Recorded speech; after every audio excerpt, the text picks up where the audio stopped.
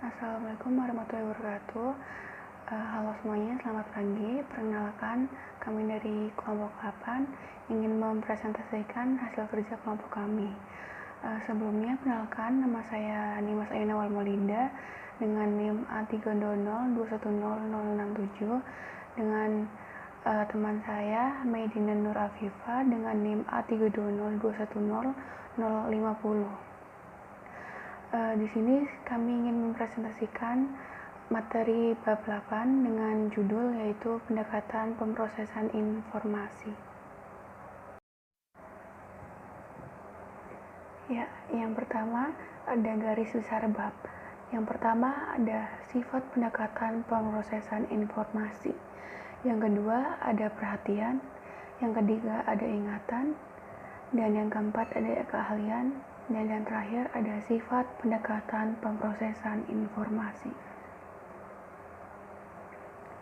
Selanjutnya, sifat-sifat pendekatan pemrosesan informasi dibagi menjadi 3. Yang pertama ada informasi, ingatan, dan berpikir. Yang kedua ada sumber kognitif, kapasitas dan kecepatan pengolahan informasi. Yang ketiga ada mekanisme perubahan. Kemudian selanjutnya ada informasi, ingatan, dan berpikir. Pendekatan pemrosesan informasi menekankan bahwa anak-anak memanipulasi informasi, memonitor, dan menyusun strategi tentang hal tersebut. Pusat untuk pendekatan ini adalah proses memori dan berpikir. Ya, kemudian selanjutnya ada sumber kognitif, kapasitas dan kecepatan pengolahan informasi. Kapasitas dan kecepatan pengolahan informasi sering disebut dengan sebagai sumber daya kognitif. Meningkat di masa kanak-kanak dan remaja, perubahan di otak berfungsi sebagai dasar biologis dan juga untuk perubahan perkembangan sumber daya konektivitas dalam hal kapasitas. Kenaikan tersebut tercermin pada anak-anak yang lebih mampu menyimpan dalam pikiran beberapa dimensi topik secara bersamaan dibanding orang dewasa. Tugas reaksi Wainosaria digunakan untuk menilai kecepatan pemrosesan. Kecepatan pemrosesan tetap meningkatkan pada awal masa remaja dibanding dewasa. Ya, kemudian selanjutnya ada mekanisme perubahan. Menurut Ziegler, 3 mekanisme penting dari perubahan, yaitu pengodaian atau bagaimana informasi masuk ke memori. Kemudian yang kedua ada otomatisitas atau kemampuan untuk memproses informasi dengan sedikit usaha atau tidak. Yang ketiga ada konstruksi strategi atau penciptaan prosedur baru untuk memproses informasi. Pengolahan informasi anak atau remaja ditandai dengan modifikasi diri, dan yang merupakan aspek penting dari modifikasi diri ini melibatkan metakognisi, yaitu melalui.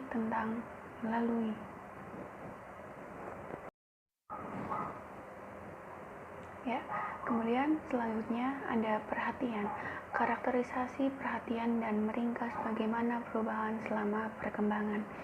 Perhatian memfokuskan sumber daya mental.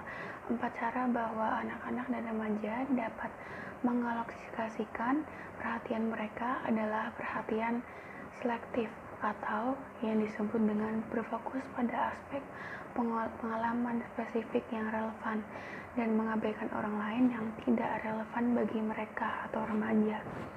Kemudian ada perhatian terbagi atau fokus pada lebih dari satu kegiatan yang sama atau lebih dari satu kegiatan. Kemudian ada perhatian berkelanjutan atau mempertahankan perhatian selama jangka waktu tertentu, tidak hanya dalam satu waktu tetapi dalam jangka waktu yang panjang. Dan juga yang terakhir ada perhatian eksklusif, melibatkan perencanaan tindakan atau mengalokasikan perhatian tujuan, deteksi kesalahan, dan juga konfirmasi, memantau kemajuan pada tugas-tugas, dan berurusan dengan novel atau keadaan yang sulit dipahami atau dicerna. Kemudian ada multitasking, adalah definisi multitasking sendiri adalah contoh perhatian terbagi dan memiliki efek yang mungkin berbahaya kepada perhatian pada anak-anak dan juga remaja ketika mereka terlibat dalam tugas yang menantang atau mungkin susah dipahami dalam waktu yang bersamaan. Kemudian selanjutnya ada rangsangan cenderung menonjol untuk menangkap perhatian pada anak prasekolah. Anak prasekolah yaitu setelah 6 atau 7 tahun Anda bergeseran untuk kontrol yang lebih kognitif dan dari perhatian. Perhatian selektif meningkat pada masa kanak-kanak dan juga remaja. Itu termasuk perubahan perkembangan. Anak prasekolah yaitu anak yang setelah umur 6 atau sampai usia 7. Kemudian selanjutnya ada memori atau ingatan. Memori atau ingatan adalah retensi informasi. Para psikolog juga menyebutkan para psikolog pendidikan mempelajari bagaimana informasi diletakkan atau disimpan dalam memori atau ingatan tersebut. Bagaimana ia dipertahankan atau disimpan setelah disandikan atau enkode. Enkode adalah disandikan tadi. Dan bagaimana ia ditemukan atau diungkap kembali untuk tujuan tertentu di kemudian hari, tidak untuk sekarang tetapi untuk kemudian hari juga bisa. Kemudian memori membuat diri kita terasa berkesinambungan atau saling menyambung. Tanpa memori, Anda tidak mampu menghubungkan apa yang terjadi kemarin dengan apa yang Anda alami sekarang. Jadi memori sangat berkesinambungan antara hari kemarin dengan sekarang ataupun hari esok, tidak boleh terpisahkan. Ya, selanjutnya ada pengodean. Pengodean dalam bahasa sehari-hari, pengodean memiliki banyak kaitan dengan perhatian belajar, baik di dalam anak ataupun dalam diri remaja. Latihan pengolahan misalnya seperti latihan pengolahan mendalam, elaborasi, gambar konstruksi, dan OIN adalah yang terlibat dalam proses pengodean dalam sehari-hari yang merupakan mekanisme bagaimana informasi masuk ke dalam memori yang diingat dalam sehari-hari maupun kemarin, hari ini, ataupun besok. Latihan meningkatkan lamanya waktu di mana informasi tetap dalam memori dalam jangka waktu yang panjang, tidak dalam jangka waktu yang pendek, dan saling berkesinambungan antara memori kemarin, hari ini, dan juga besok. Ya, selanjutnya jika tadi dalam bahasa sehari-hari, kemudian ada dalam pengolahan dalam. Informasi diproses sama dalam halnya dengan maknanya. Elaborasi mengacu pada banyaknya pengolahan informasi. Konstruksi gambar membantu untuk menguraikan informasi, dan informasi lebih lanjut disajikan dalam cara yang terorganisasi semakin mudah diingat, misalnya memori seperti kemarin, hari ini, dan juga besok. Dan memori tersebut berkesinambungan dengan berkaitan dalam satu sama lainnya. Ya, selanjutnya ada penyimpanan. Salah satu cara memori bervariasi. Yang pertama ada kerangka waktu, dibagi menjadi memori sensorik, memori jangka pendek, dan juga memori jangka panjang. Terdapat peningkatan minat dalam memori kerja secara meja kerja mental. Model Atkinson-Shiffrin menyatakan bahwa memori melibatkan urutan 3 tahap. Yang pertama ada memori sensorik, dan juga memori pendek, dan juga memori jangka panjang. Memori jangka panjang meliputi berbagai jenis konten, tidak aja hari ini, tetapi juga melibatkan misalnya waktu-waktu setelahnya, misalnya besok ataupun lusa ataupun tahun-tahun kedepannya, tidak hanya hari ini saja, tetapi waktu. Ya, selanjutnya yang pertama tadi sudah saya jelaskan dan sebutkan. Yang pertama ada memori sensorik. Memori sensorik menyimpan informasi dari dunia dalam bentuk sensor ini asli hanya untuk sekejap, hanya untuk waktu ini saja, tidak lama dari waktu yang digunakan untuk memberikan sensasi visual, auditori, dan lainnya kepada siswa. Siswa memiliki memori sensori untuk suara hingga beberapa detik saja, seperti untuk gema singkat. Namun, memori sensorik mereka akan gambar visual hanya berlangsung selama sekitar 1/4 detik. Karena informasi sensorik hanya berlangsung selama sesaat, tugas penting bagi siswa adalah untuk memerhatikan informasi sensorik yang penting untuk belajar dengan cepat sebelum menunda. Kemudian selanjutnya ada memori jangka pendek. Setelah memori sensorik, ada memori jangka pendek. Memori jangka pendek adalah suatu sistem memori dengan kapasitas terbatas di mana informasi disimpan hanya selama lebih kurang 30 detik, kecuali jika dilatih atau diolah lebih dalam lagi bisa lebih dari 30 detik. Dalam hal ini dapat dipertahankan lebih lama lagi dibandingkan dengan memori sensorik. Memori jangka pendek terbatas dalam kapasitas, tetapi relatif lebih lama dalam durasi 30 detik. Tetapi kapasitas yang dibatas lebih menarik, itu menurut Jurgen Mirel pada tahun 1956. Ya, selanjutnya setelah tadi ada memori sensorik, memori jangka pendek, kemudian ada memori jangka panjang. Memori jangka panjang adalah jenis memori yang menyimpan sejumlah besar informasi untuk jangka waktu yang panjangnya secara relatif permanen, tidak hanya untuk hari ini, tetapi juga kemudian besok, lusa, ataupun kapan saja. Namanya juga memori jangka panjang. Kapasitas memori jangka panjang secara manusia secara umum mewujudkan dan efisiensi di mana individu dapat mengambil informasi sangat mengesankan. Seringkali hanya dibutuhkan sedikit waktu untuk mencari melalui tempat penyimpanan yang luas ini untuk menemukan informasi yang kita inginkan. Memori jangka panjang tidak hanya untuk hari ini, tetapi juga diingat untuk misalnya besok, lusa, ataupun tahun-tahun setelahnya. Dan kapasitas ini juga tidak. Kemudian setelah ada 3 tadi, ada model 3 penyimpanan memori konsep. Ada 3 tahap memori yang telah kami jelaskan, dikembangkan oleh Richard Actison dan Richard Shifrin pada tahun 1963. Menurut model Actison-Shifrin, memori melibatkan urutan memori sensorik, memori jangka pendek, dan juga tahap memori jangka panjang. Sebagaimana telah kita lihat, banyak informasi membuat hal tersebut tidak lebih dari kenangan sensorik dari suara dan juga pandangan. Jadi ini seperti kenangan yang dapat kita ingat, tidak hanya untuk hari ini tetapi juga waktu-waktu setelahnya juga bisa kita ingat memori ini.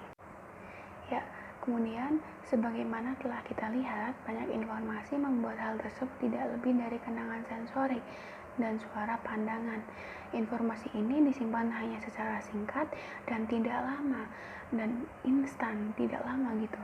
Kemudian namun beberapa informasi terutama yang kita perhatikan ditransfer ke memori jangka pendek di mana dapat dipertahankan selama sekitar kurang lebih 30 detik atau lebih dengan bantuan latihan ataupun seperti diingat kembali seperti latihan.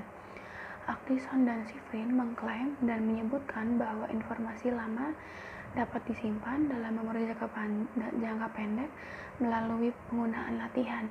Semakin besar kesempatan adalah untuk masuk ke memori jangka panjang agar dapat diingat lebih lama dan juga kapasitas yang lebih besar dibanding memori jangka pendek. Ya, selanjutnya ada informasi dalam memori jangka panjang juga dapat diambil kembali ke dalam memori jangka pendek. Misalnya tadi seperti memori jangka panjang dipindahkan jangka pendek, sedangkan ini memori jangka pendek bisa dipindah ke memori jangka panjang. Beberapa ahli kontemporer pada memori percaya bahwa model Atkinson-Shifrin terlalu sederhana. Ini disebutkan oleh Bartlett pada tahun 2010. Mereka berpendapat bahwa memori tidak terlalu bekerja dalam urutan 3 tahap tadi yang dikemas rapi seperti disebutkan oleh Atkinson dan Shifrin katakan tadi. Sebagai contoh, para ahli kontemporer menekankan bahwa memori kerja menggunakan isi memori jangka panjang dalam cara yang lebih fleksibel dari sekedar mengambil informasi darinya. Meskipun begitu, model ini berguna dalam memberikan gambaran dari beberapa komponen memori yang sudah disebutkan tadi. Kemudian, slide selanjutnya akan dijelaskan oleh teman saya, Medina Nur Afifah. Silakan Medina. Oke, selanjutnya isi memori jangka panjang. Berbagai jenis memori dapat dibedakan tidak hanya oleh berapa lama mereka bertahan, tetapi juga atas dasar konten. Untuk memori jangka panjang, banyak psikolog kontemporer menerima hierarki isi. Di sini memori jangka panjang dibagi menjadi subtipe memori deklaratif dan non-deklaratif. Dan salah satu tipe memori deklaratif dibagi ke dalam memori episodik dan memori semantik. Selanjutnya, memori deklaratif dan non-deklaratif. Memori deklaratif dan non-deklaratif subtipe memori jangka panjang dari memori deklaratif adalah ingatan sadar informasi, seperti fakta-fakta atau peristiwa tertentu yang dapat dikomunikasikan secara verbal. Memori deklaratif disebut mengetahui dalam kurung versus mengetahui bagaimana, dan baru-baru ini diberi label memori eksplisia dalam kurung versus memori implisit. Demonstrasi memori deklaratif siswa dapat menceritakan acara yang telah mereka saksikan atau menjelaskan prinsip dasar matematika. Namun siswa tidak perlu berbicara bila akan menggunakan memori deklaratif. Jika siswa hanya duduk dan merenungkan pengalamannya, memori deklaratif mereka terlibat. Subtipe memori jangka panjang, memori non-deklaratif, adalah pengetahuan prosedural dalam bentuk keterampilan dan operasi kognitif memori non-deklaratif tertentu. Hal ini membuat memori non-deklaratif sulit, jika bukan tidak mungkin, untuk dikomunikasikan secara verbal. Memori non-deklaratif kadang-kadang disebut mengetahui bagaimana, dan juga telah digambarkan sebagai memori implisit. Ketika siswa menerapkan kemampuan mereka untuk melakukan tarian, naik sepeda, atau mengetik di papan ketik komputer, memori dan non-deklaratif mereka sedang bekerja. Hal ini juga sedang bekerja ketika mereka berbicara dengan tata bahasa yang benar tanpa harus memikirkan. Di slide selanjutnya ada penyimpanan. Setelah anak mengodekan informasi, mereka perlu mempertahankan atau menyimpan informasi tersebut. Anak-anak mengingat beberapa informasi kurang dari 1 detik, beberapa selama sekitar setengah menit, dan lainnya selama beberapa menit, jam, tahun, bahkan seumur hidup. Banyak psikolog kontemporer menerima hierarki isi memori jangka panjang ini terbagi ke dalam memori deklaratif dan non-deklaratif. Dengan memori deklaratif dibagi ke dalam memori episodik dan semantik. Slide selanjutnya, memori deklaratif atau memori eksplisit adalah ingatan informasi sadar seperti fakta atau peristiwa tertentu. Selanjutnya, memori non-deklaratif atau memori implisit adalah pengetahuan, keterampilan, dan operasi kognitif tentang bagaimana melakukan sesuatu, sulit untuk berkomunikasi secara verbal. Selanjutnya, memori episodik adalah retensi informasi tentang di mana dan kapan kejadian hidup. Memori semantik adalah pengetahuan. Di slide selanjutnya ada 3 pendekatan utama untuk bagaimana informasi digambarkan. Teori Aringan yang berfokus pada bagaimana informasi terorganisasi dan terhubung dengan penekanan pada simpul dalam jaringan memori. Yang kedua ada teori skena yang menekankan bahwa siswa sering merekonstruksi informasi dan memasukkannya ke dalam skema yang sudah ada.